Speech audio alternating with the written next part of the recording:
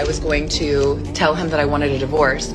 I texted my therapist, our marriage counselor, and I was like, I need to tell him that I want a divorce, but I want to do it in a session so that there's like a mediator present. Got us in like ASAP, like 2 days later. And I walked in knowing that I was going to ask for a divorce. We sit down in our session. It's like really tense, really awkward. My ex was sitting there like, so why do we have an emergency session? Therapist was like, Jamie, do you want to start? And I just started crying and I was like, I want a divorce. You know, it's hard for me to like say the words.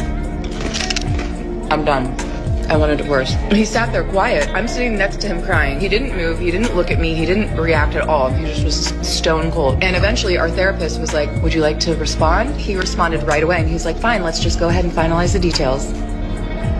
And that was that. I looked at my therapist and I was just like kind of stunned. I knew that I was ready to leave, but I couldn't believe that that was his reaction. There was no empathy, there was no compassion, there was no like wanting to fight for us. I didn't think that there would be, but you know, you just always hope that like one last try. We went home that night. We didn't speak. He slept on the couch. I woke up and went to work the next day, came home. He was playing PlayStation that night. I sat next to him. We hadn't talked in 24 hours. I said, can we talk about what happened yesterday? And he was just playing, just looking straight ahead. And he's like, what's to talk about? In my mind, I'm thinking, this is our last ditch effort to like steer this ship around, you know? And I was like, so what are we gonna do? And he just kept playing and he was like, I already got an apartment. I already took my name off of the lease. He had done things within that 24 hours. He had opened up the filing folder of his single man life and went ahead and got all this shit done.